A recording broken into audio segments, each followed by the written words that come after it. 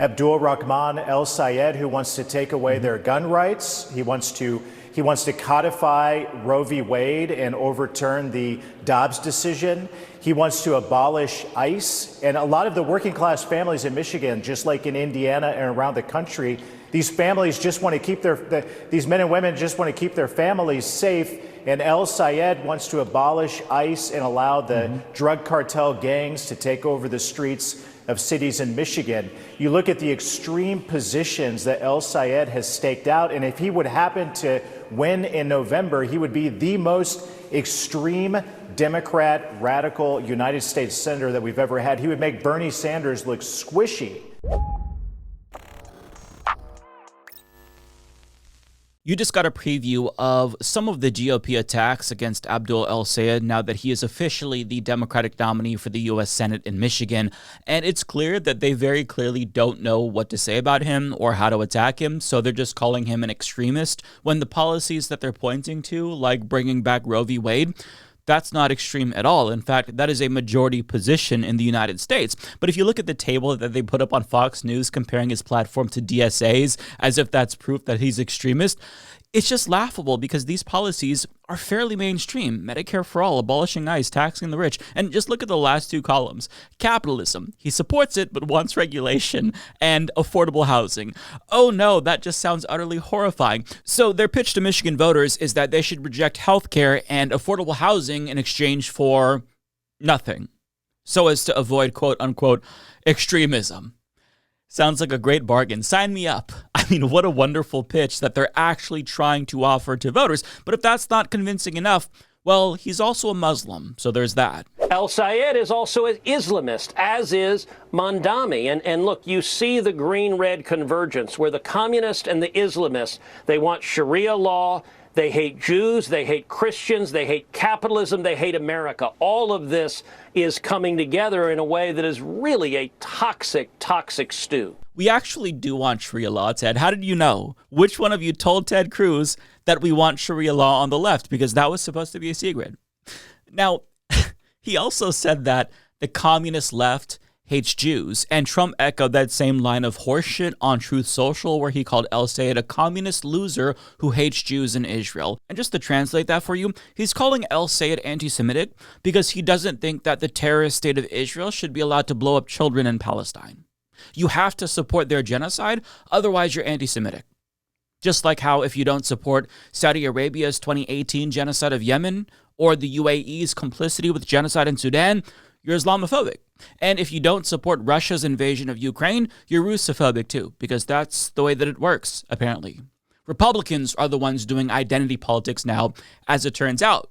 But what else are they going to say? Because, how do you make the case for genocide without coming up with some sort of disingenuous argument? Are they just going to say genocide good? Because they can't really say that, so they're choosing to weaponize identity politics to provide cover for an apartheid ethno-state. But I think that by now, most Americans know the game that's being played, so when all else fails, they just can fall back to their go-to strategy, which is classic Islamophobia. Libs of TikTok tweeted that El-Sayed said, "Inshallah," adding, "We are so fucked if this Muslim wins." And if you listen carefully, you can almost hear her clutching her pearls and puckering her asshole from across the country. That's how outraged she is that he dared to say inshallah. Now, for those not living in a cave, inshallah is Arabic for God willing. And it's a popular phrase even among Americans. Joe Biden even said it on a debate stage back in 2020, I believe. But thankfully for him, he had the appropriate skin color to say that phrase without warranting suspicion. Because, to Republicans, just being Arab or Muslim is a scandal in and of itself. But El-Sayed's opponent isn't stopping there. He's accusing him of being pro-terrorist, writing in a statement, "I spent years hunting terrorists and bringing Osama bin Laden to justice. Never in a million years did I think that I would be running against someone who believes America deserved 9/11. Now, for those who don't know, El-Sayed never said that. He did campaign with Hassan Piker, who said that before, but Mike Rogers campaigned with Donald Trump, who's a pedophile. Does that make him pro-pedophilia? Is this what we're doing? So Mike Rogers is literally making up quotes because, what else is he going to do? Sure, El-Sayed wants to give you health care and affordable housing, but Do you really want those nice things from a scary Muslim? You may die poor, but at least you'll have the satisfaction of knowing that you stopped the Muslim from winning a race in Michigan in 2026. It is just astonishing. And in case you didn't know how racist Republicans really are, last week I posted this video to YouTube where I talked about blowback that Donald Trump received after endorsing a Republican running in Michigan's 8th congressional district. Now, to spoil my video, the reason why Trump's own voters were pissed off that he made this endorsement was because the Republican in question's name is Amir Hassan. In other words, they think that he's Muslim. Now, to be clear, he is not Muslim. He is a Christian who explicitly stated that Jesus Christ is his Lord and Savior, but it didn't matter because his name was enough to warrant suspicion, and in the end, Trump's endorsement made zero difference because Amir Hassan's Republican opponent, who literally suspended his campaign, ended up beating him in a fucking landslide. I shit you not. So having Trump's endorsement wasn't enough to get a born-again Christian with a Muslim-sounding name across the finish line. That is how racist Republican voters are. But I mean, that's not surprising. The real question is, will these lazy, racist, Islamophobic-ass attacks be enough to sway non-voters and independents in Michigan? And look, we're not going to know until November, but I will say that El-Sayed, he's going to put up a hell of a fight either way. Mike Rogers is the guy who wants to put a data center in your backyard so he can make himself feel a little bit more manly by making an AI video. Mike Rogers is the guy who has never shied away from a DTE check so he could turn his face in the direction of Florida. Mike Rogers is a guy who will do anything Blue Cross Blue Shield wants him to do, including raise your rates. Mike Rogers is a guy who introduced legislation to increase the flow of opioids. He did that while I was in high school. Mike Rogers is a guy whose politics and vision and perspective are old. Mike Rogers is a guy who has never shied away from a corporation he could do a favor for. Mike Rogers is a guy who, believe it or not, went back to Florida so he could lick every single boot Donald Trump owns to beg for his endorsement. I'm so sorry. If you want a senator who's going to lick some boots, fine, go vote for Mike Rogers. But if you want a senator who's going to stand up to Donald Trump, then you've got your option right here.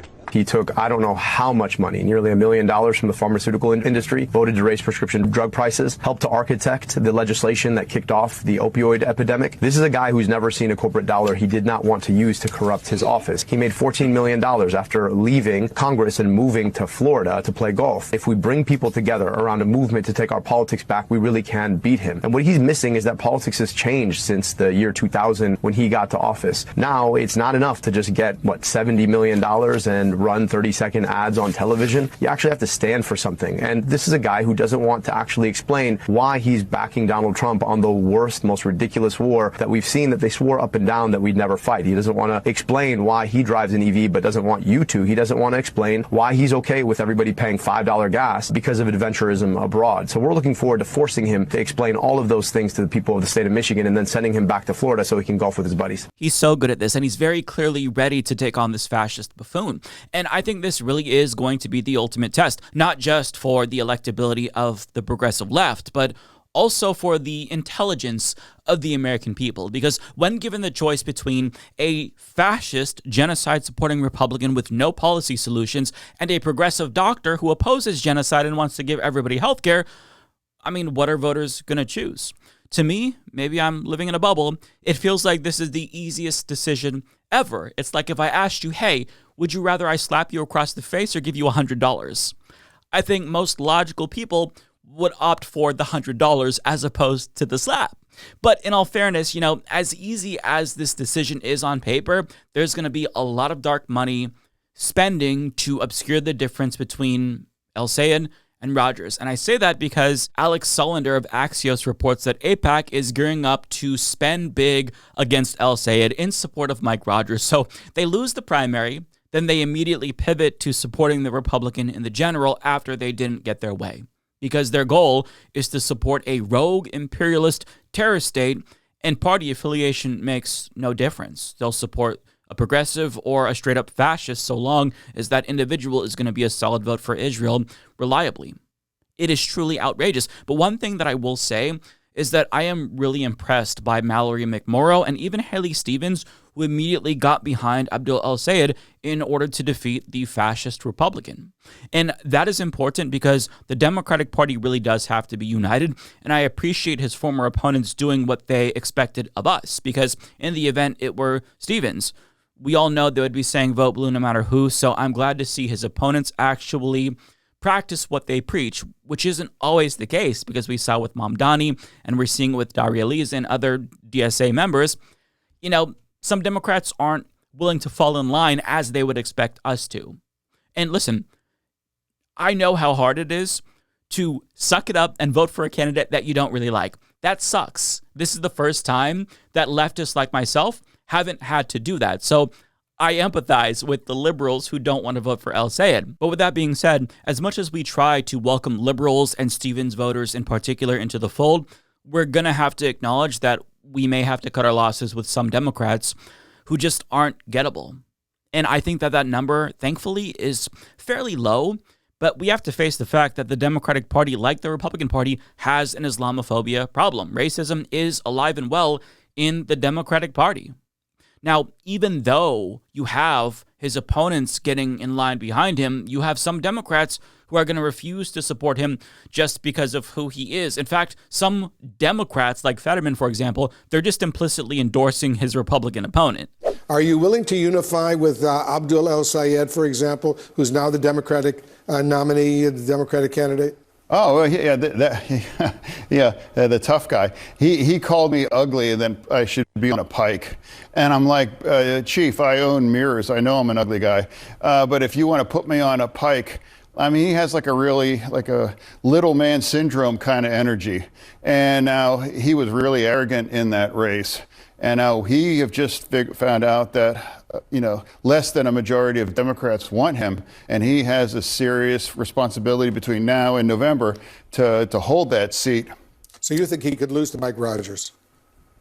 Oh, 100% that's possible, without a doubt. I mean, the polling seems to indicate that it is in danger. So he's not going to unite behind El-Sayed, because why would he? He is basically a Republican for all intents and purposes. And I think there's going to be some voters in the Democratic Party who are going to agree with him, because quite frankly, they're fucking racist pieces of shit.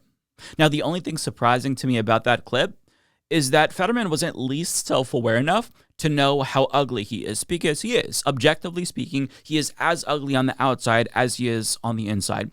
But it's surprising that he's smart enough to realize that, because he somehow isn't self-aware enough to know that he would get obliterated in a Democratic primary. Just watch. If a Democratic Senate primary were held in Pennsylvania today, the Commonwealth, as you like to call it, of Pennsylvania, do you believe you would win? If there was a Democratic primary in Pennsylvania.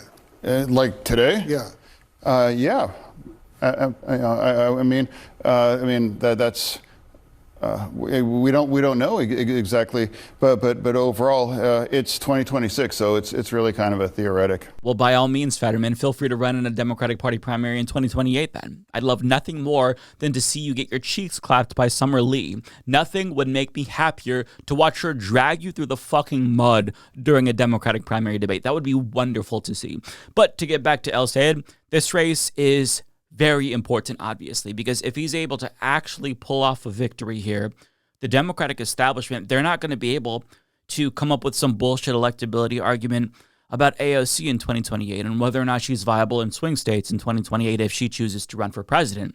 So we need to take that argument away from them and elect somebody who can actually win in one of these battleground states. And it's also important to elect somebody to take Bernie Sanders' place in the Senate, because let's face it, he's getting up there in age. And even though he did already file the paperwork to run in 2030, believe it or not, I still think it's important that we have somebody there as a backup to carry the torch should he choose to retire or, God forbid, anything happens to him. But I do believe that El-Sayed can pull it off, because as William Lawrence put it, organized people can beat organized money, and he's living proof of that. He was able to harness anger over data centers to propel himself to victory in Michigan's 7th Congressional District, and El-Sayed is already deploying the same strategy, which I think is smart, because that truly is an issue that unites people across the political spectrum. So we need all hands on deck to pull off this victory. If you live in Michigan, sign up to volunteer if you can. And if you don't live in Michigan, consider donating or phone banking, because this has to happen. We have to make this happen. If he wins, this would be a political earthquake and really set the stage for a strong AOC presidential campaign in 2028. So we simply cannot afford to lose. We have to get this man across the finish line, and I will use my platform in every way that I can to make sure that that happens, because Senator El-Sayed has a nice ring to it, and the policies that he supports in particular, that sounds even more wonderful.